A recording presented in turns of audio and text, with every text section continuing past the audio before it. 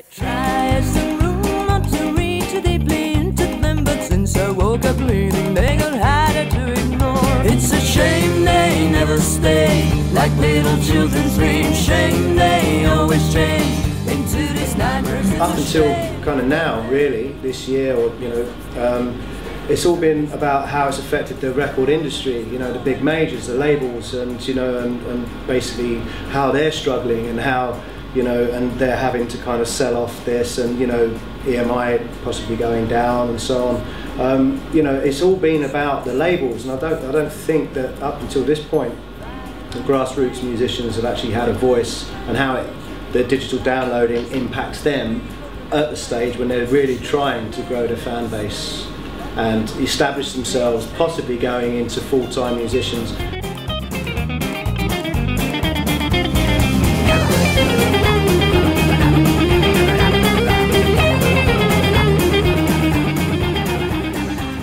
I don't think people are illegally downloading stuff from the internet out of malice to destroy the bands. It's not intentional. So this is why Music Sport Today is a good thing, just to provide information and just have a reference point if people are interested as to how that affects anything like musicians.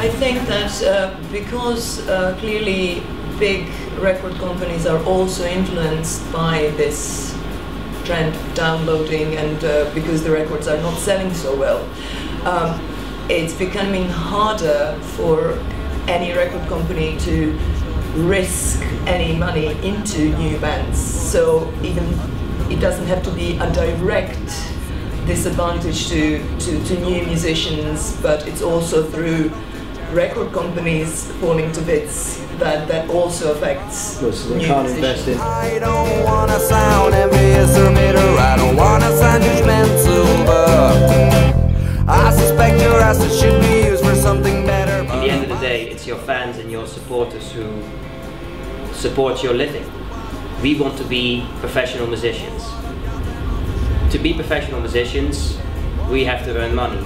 That money will come from people buying tickets to our concerts, buying our CDs, buying our merchandise, etc. They take care of us, basically. It doesn't come from anywhere else. Holding genitals, their own little souls, now leave you alone. I don't want to sound envious or bitter. I guess the biggest overhead we've had as a band so far was the recording of our debut album. We had to come up with a fair amount of money in order just to cover all the costs involved in releasing the record. One thing that we did was to involve our audience, fans, friends, by asking them if they would be interested in pre-ordering the album before it's released, with a kind of offer and with a view of actually having their name getting printed on the album artwork there in forever. And an awful lot of people actually took us up on that, which is great to think that our kind of audience and fans actually, without them the record might not have been made as it was. Right now, please stop wasting your money.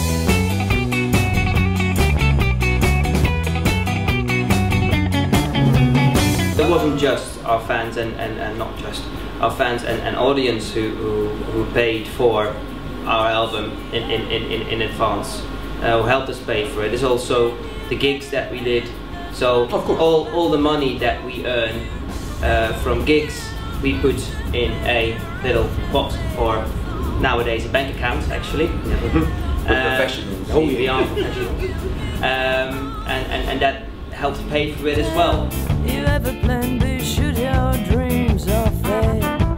Maybe send us back your counsel blessing by the frown. Well, I think Music Support Here is a great campaign because for two reasons. It raises awareness for one, the bands, so you can find information on whatever your questions are around that, because it is a very difficult topic, and I think it will always be a very difficult topic. Because it's not black and white, it's very kind of grey, and but it's good for us musicians to go to one place. That's point one. Point two is for people who buy the music or who illegally download music, to raise awareness with them that actually money that they would pay for an album would go, a substantial amount of the money would go to the artists and not just to the big bad corporates.